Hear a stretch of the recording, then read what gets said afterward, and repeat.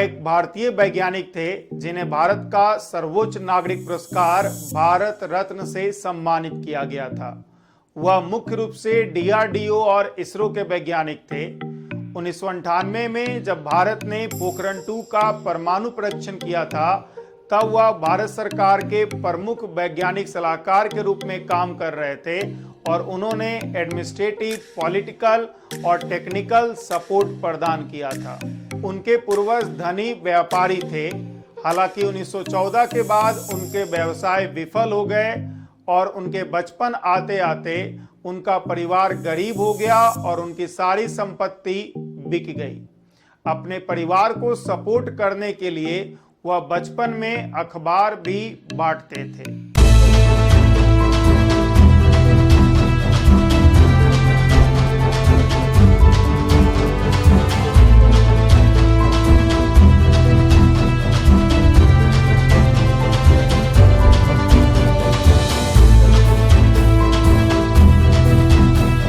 वह अबुल पाकीर जैनुलाब्दीन अब्दुल कलाम थे और A to Z साइंस की ग्रेट इंडियन साइंटिस्ट सीरीज की इस वीडियो में मैं ऋषि कुमार आपको एपीजे अब्दुल कलाम के बारे में ही बताऊंगा।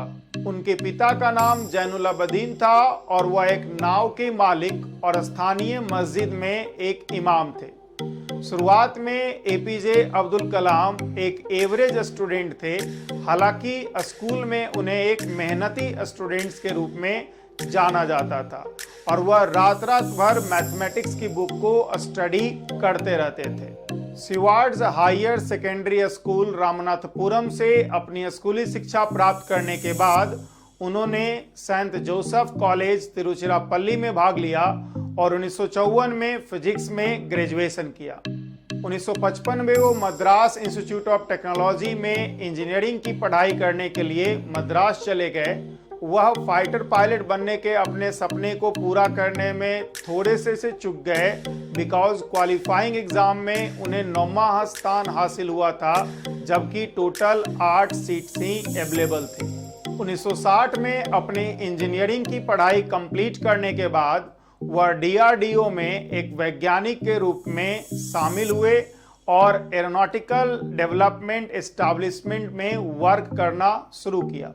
उन्होंने अपने कैरियर की शुरुआत में एक छोटे से होवरक्राफ्ट का डिजाइन किया।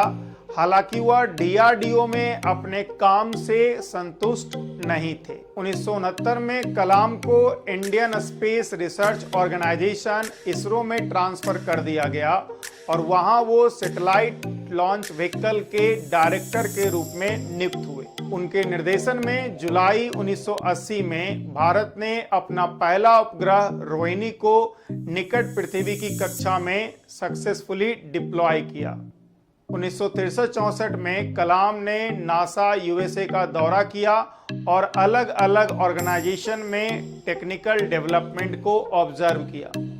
उसके बाद 1970 से 1990 के बीच में भारत में वह polar satellite launch vehicle PSLV और सैटेलाइट लॉन्च व्हीकल 3rd के डायरेक्टर के रूप में वर्क किए और दोनों का सफलतापूर्वक निर्देशन किया। राजा रमन्ना, जो वैज्ञानिकों के एक छोटे समूह के लीडर थे, जिन्होंने 1974 में भारत का फर्स्ट परमाणु परीक्षण किया था, उन्होंने कलाम को 1974 में किए गए परमाणु परीक्षण को दिखाने के लिए बुलाया था। हालांकि उस समय परमाणु परीक्षण में कलाम का कोई योगदान नहीं था। केंद्रीय मंत्रिमंडल की अस्वीकृति के बावजूद प्रधानमंत्री इंदिरा गांधी ने कलाम के निर्देशन में एरोस्पेस मिशन के लिए गुप्त धन आवंटित किया। इस मिशन के थ्रू अलग अलग मिसाइल्स का डेवलपमेंट किया गया, जिसमें अग्नि और पृथ्वी जैसे मिसाइल शामिल है। इन सभी मिसाइल प्रोग्राम को सक्सेसफुली कंप्लीट करने के कारण ही कलाम को भारत में मिसाइल मैन के रूप में जाना जाने लगा। 10 जून 2002 को डॉक्टर एपीजे अब्दुल कलाम ने भारत के 11वें राष्ट्रपति के रूप में अपना कार्यभार संभाला।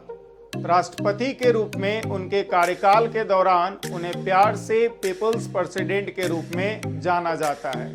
डॉक्टर कलाम ने कहा था कि एक राष्ट्रपति के रूप में उनका सबसे कठिन निर्णय office of profit bill pay हस्ताक्षर करना था। उनकी इस बात के लिए भी आलोचना की जाती है कि जब उनके पास 21 दया याचिका आया था तो उन्होंने उसमें 20 पर कोई एक्शन नहीं लिया था। राष्ट्रपति पद छोड़ने के बाद वह कई IIMs के विजिटिंग प्रोफेसर बन गए।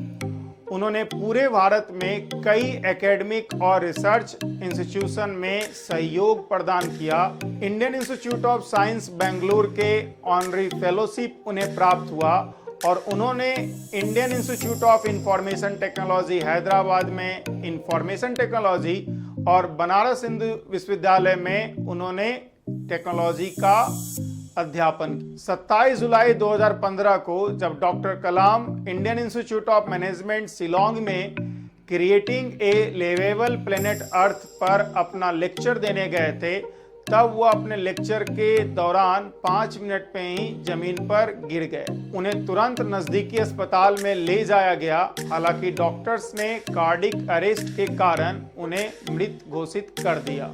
उनकी मृत्यु की पुष्टि होने के तुरंत बाद उनके शरीर को शिलोंग से दिल्ली के लिए वायुसेना की जहाज के द्वारा रवाना कर दिया गया और दिल्ली हवाई अड्डे पर राष्ट्रपति, उपराष्ट्रपति, प्रधानमंत्री और सशस्त्र बलों के तीनों प्रमुख ने उनके शरीर पर माल्यार्पण की। 30 जुलाई 2015 को डॉक्टर कलाम का अंतिम संस्कार पूरे राजकीय सम्मान के साथ रामेश्वरम में कर दिया गया और उनके अंतिम संस्कार में तमिलनाडु, आंध्र प्रदेश, केरल के मुख्यमंत्री, राज्यपाल के साथ साथ उस समय के प्रधानमंत्री भी शामिल थे। इस अंतिम संस्कार में 3.5 लाख से ज्यादा लोगों ने हिस्सा लिया।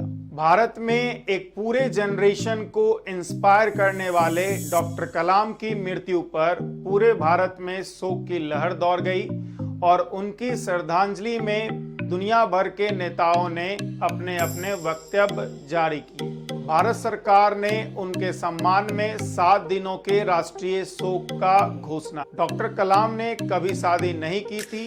वह एक प्राउड मुस्लिम थे और डेली नमाज और रमजान के समय उपवास उनके जीवन के अभिन्न अंग थे। वह यह मानते थे कि इस्लाम दूसरे धर्मों के प्रति भी सम्मान का भाव सिखाता है। उनका एक प्रमुख कोटेशन है कि धर्म महापुरुषों के लिए दोस्त बनाने का तरीका है, जबकि छोटे लोगों के लिए लड़ाई का एक साधन बन जाता है। कलाम को 40 यूनिवर्सिटी से 7 डॉक्टरेट की उपाधि मिली। उन्हें पद्म विभूषण, पद्म भूषण और सर्वोच्च भारतीय पुरस्कार भारत रत्न से भी सम्मानित किया गया। उन्हें यह सम्मान साइंटिफिक रिसर्च, मिसाइल प्रोग्राम और डिफेंस टेक्नोलॉजी में उनके योगदान के लिए दिया गया था। डॉक्टर कलाम की मृत्यु के बाद उनकी श्रद्धांजलि के रूप में कई संस्थानों और जगहों का नाम बदलकर डॉक्टर कलाम के नाम पर रख दिया गया है। तमिलनाडु सरकार ने उनका जन्मदिन 15 अक्टूबर को युवा पुनर्जागरण दिवस के रूप में मनाने का फैसला किया है, जिसमें उन्होंने साइंटिफिक डेवलपमेंट और ह्यूमैनिटीज की भलाई के लिए किए गए कार्यों को प्रोत्साहित करने के लिए डॉक्टर APJ अब्दुल कलाम पुरस्कार की घोषणा की है, जिसमें 5 लाख का कैश प्राइज और 8 ग्राम का एक सोने का पदक शामिल है। इंडिया में डॉक्टर कलाम का जीवन एक पूरे जनरेशन का इंस्पिरेशन है और लोग उन्हें बहुत ज्यादा फॉलो करते हैं। एक सर्वे में डॉक्टर कलाम को बॉलीवुड एक्टर्स, क्रिकेटर्स, इन सभी से ज्यादा फेमस और इंस्पिरेशनल माना गया है।